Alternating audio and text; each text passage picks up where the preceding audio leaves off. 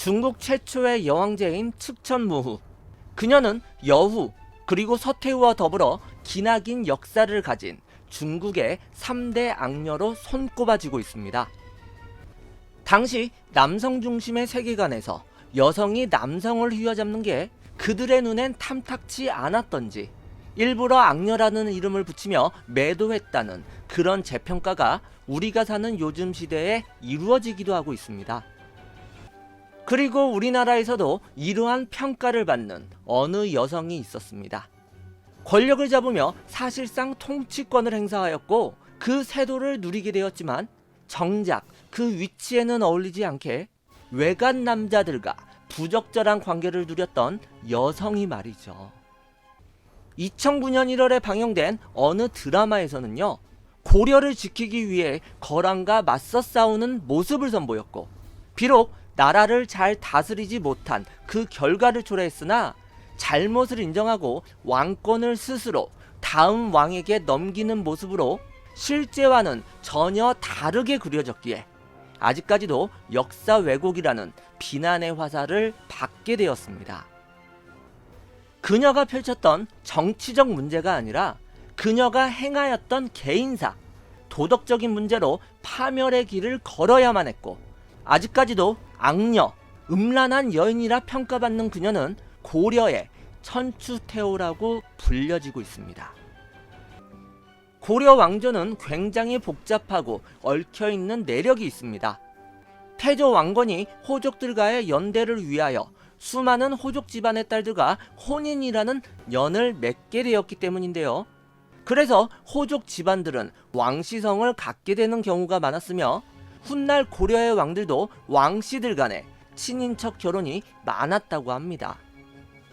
그래서 왕과 왕비의 선조를 따라 올라가다 보면 다들 왕건의 후손인 친인척들이었다고 합니다.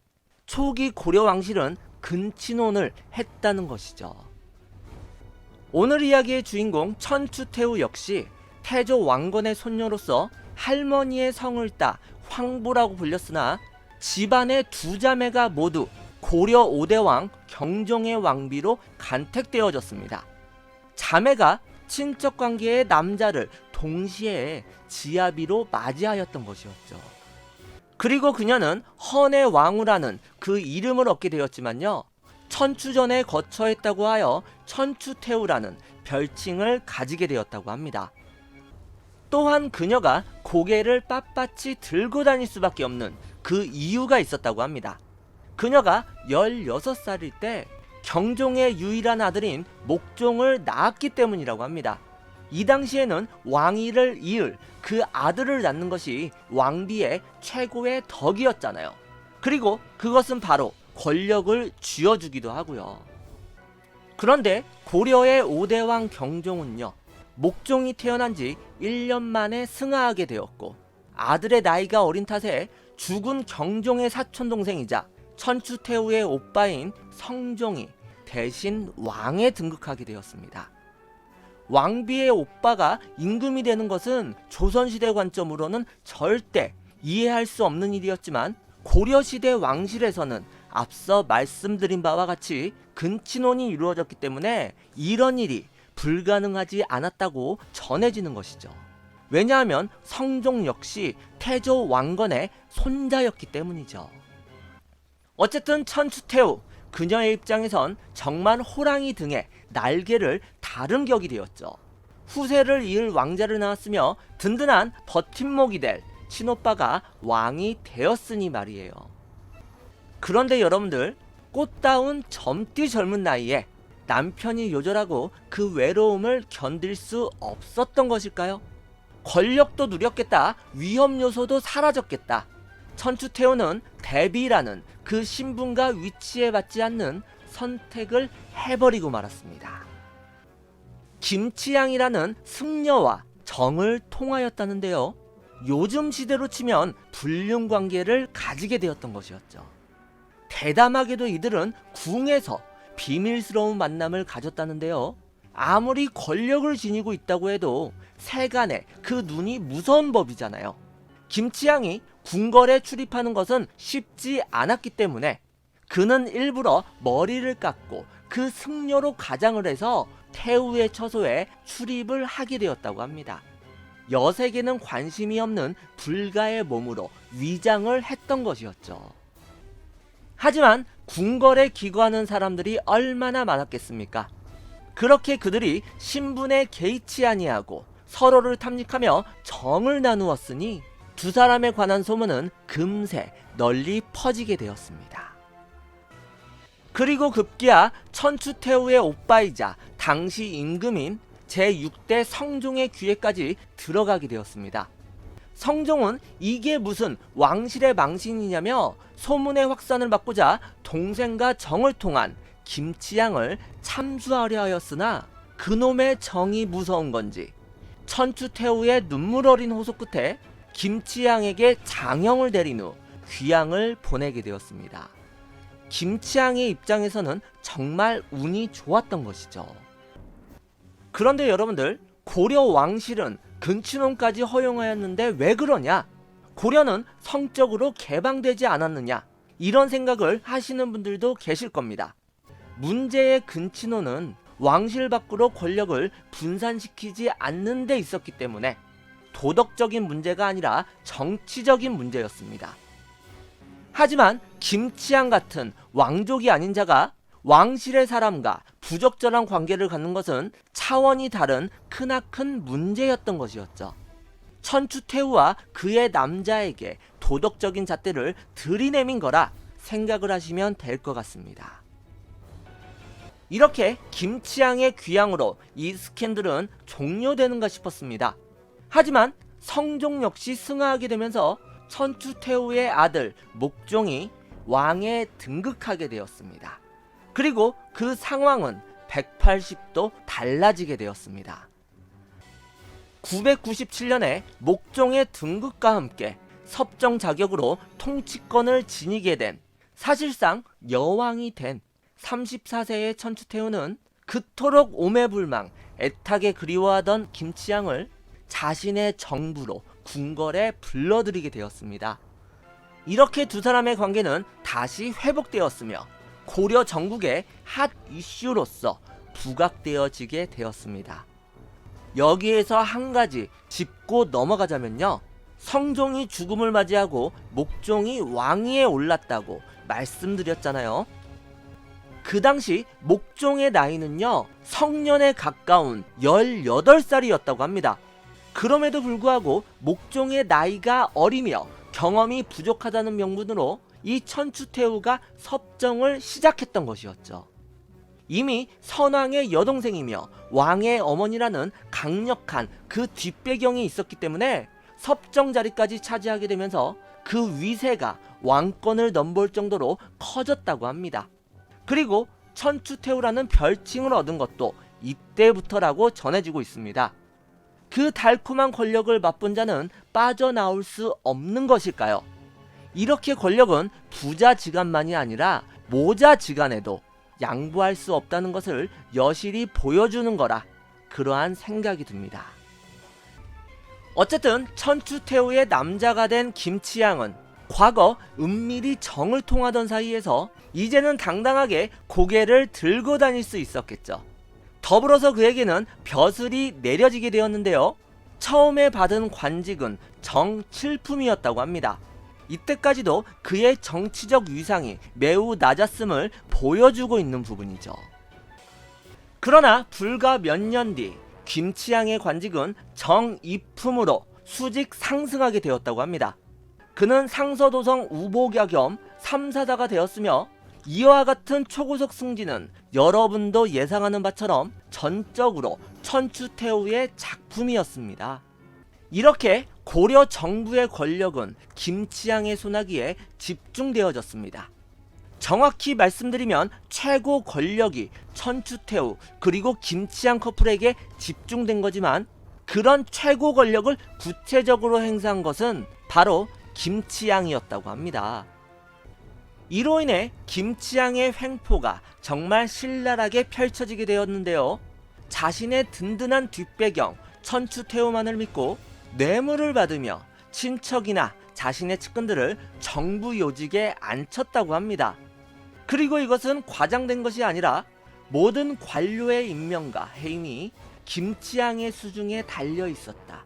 이렇게 기록까지 고려사에 남겨져 한 구절을 장식하고 있다고 합니다. 김치향은 그 권세를 이용하여 고래 등 같은 저택과 호화로운 후원을 지었으며 천추태후를 이곳으로 불러와 함께 놀아났다고 합니다. 그리고 천추태후 그녀 역시 충신과 의로운 사람들을 꺼렸기 때문에 죄 없는 신하들을 많이 모함을 했다고 합니다. 하지만 어머니에게 한없이 약했던 목종은 이를 전혀 막지 못하였다고 합니다. 물론 목종은 김치향의 세력을 견제하려는 시도를 하였으나 번번이 친어머니인 천추태후의 회방으로 실패를 하였다고 합니다. 자신을 낳아주신 어머니에게 이렇게 뜻이 좌절되게 되니 이 목종은 얼마나 상심이 크고 정말 슬펐겠습니까? 그 괴리감이 엄청나게 컸겠죠. 점차 그는 정사에 관심을 잃게 되고 무기력해지게 되더니 유행간, 유충정 등의 미남자들과 동성연애를 즐기기도 하였고 향락에 빠져들어 몸을 망친 탓에 병을 얻는 등 나락의 길로 빠져들고 말게 되었습니다.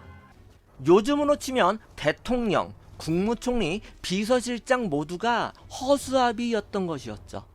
사실상 이때의 고려는 김치향과 그를 따르는 사람들의 사적인 모임이 사실상의 정부 기능을 수행한 것이었습니다.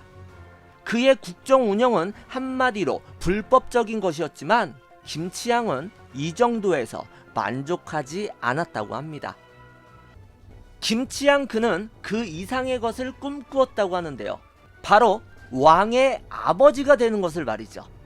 그리고 그런 꿈은 허황된 것이 아니라 치부할 수 있는 점은 그와 천추태후 사이에서 새로운 생명이 잉태되었기 때문입니다. 태후의 몸에서 자신의 아이가 태어나게 되자 이 김치향은 그 아이를 임금으로 만들려는 계획을 세우게 되었습니다. 목종에게는 아들이 없었기 때문에 이런 야망이 가능했었고 태조 왕건의 직계 후손인 대량 원군 왕순이라는 자가 유력한 후계자였지만 김치향은 그런 것에 전혀 개의치 않았다고 합니다.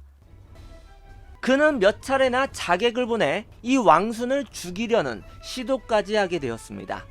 왕순이 죽게 되면 그 후계자의 자리는 자연스레 자신의 아들 것이 되기 때문이죠. 그리고 이 음모에는 천추태후 그녀 역시 관여했다는 이야기도 흘러나오고 있습니다. 하지만 김치향의 계획은 번번이 실패하게 되었습니다. 이 왕순이 정말 지혜롭고 똑똑한 인물이었기 때문에 그 암살 음모를 번번이 피해 나갔기 때문이라고 합니다. 상황이 이렇게 되자 김치향은 생각을 바꿔먹게 되었는데요. 크나큰 권세를 누리다 보니 하늘 무서운지 정말 모르게 됐나 봅니다. 차기 왕위 계승자를 죽일 게 아니라 차라리 지금의 왕을 죽여야겠다고 결심했던 거죠. 정말 간이 배 밖으로 나오게 된 겁니다. 김치향 열전에 따르면 목종이 병석에 누운 틈을 타서 그는 쿠데타를 준비했다고 합니다.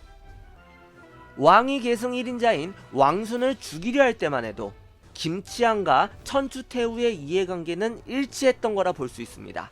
하지만 태후의 아들인 목종을 죽이고 몰아내는 것은 태후의 이익을 침해하는 일이었고 여왕의 힘으로 권세를 잡은 김치향이 오히려 여왕을 위협하는 단계로까지 내딛게 된 것이라 그렇게 생각을 할 수가 있는 거죠.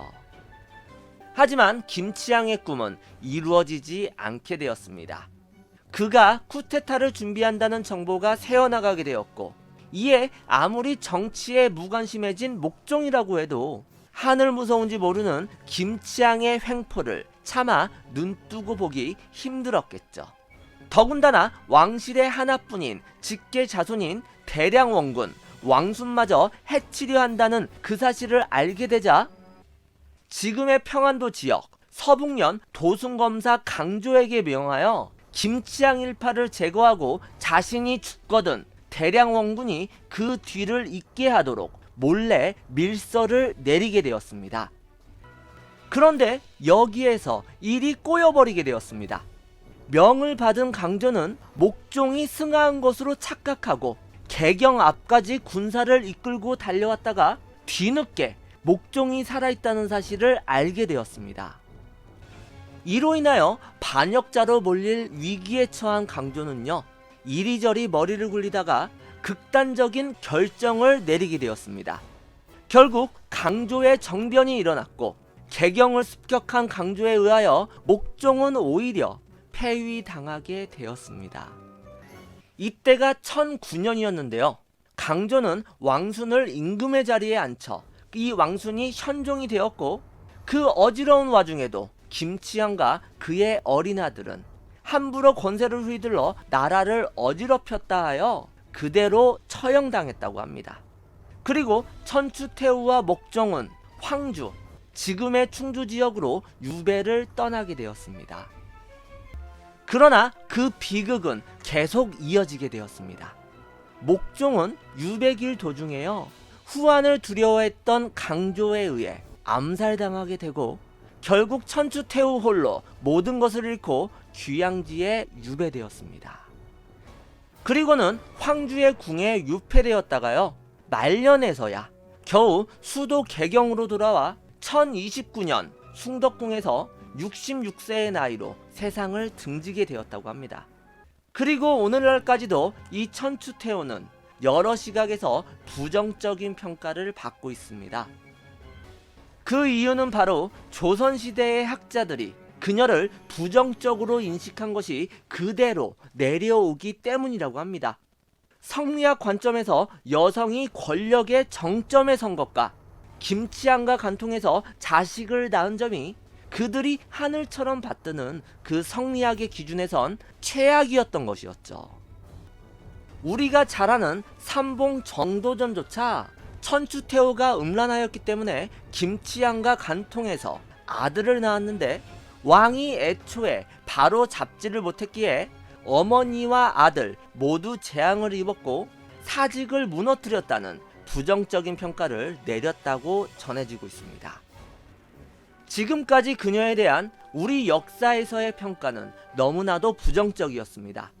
초반부에 말씀드린 것처럼 이 드라마에서는 그녀를 재평가하는 모습까지도 그려졌으나 그 남겨진 변하지 않는 역사의 기록에 의하여 수많은 논란거리를 낳게 되었습니다. 그리고 천추태후와 사랑을 나누었던 김치향은요, 부인이 없는 상태였다고 합니다. 지금 우리의 관점으로 보면 그 관계를 불륜이라 일컫는 게 정말 맞는 말일까요? 천추태후 그녀는 과연 어떠한 인물이라 평가받아 타당하겠습니까? 우리가 아는 바처럼 사랑과 정치를 구분 못했던 여인이었기에 악녀라고 평가받는 것이 타당할까요? 아니면 역사에 의해 희생된 힘없는 여인이었을까요?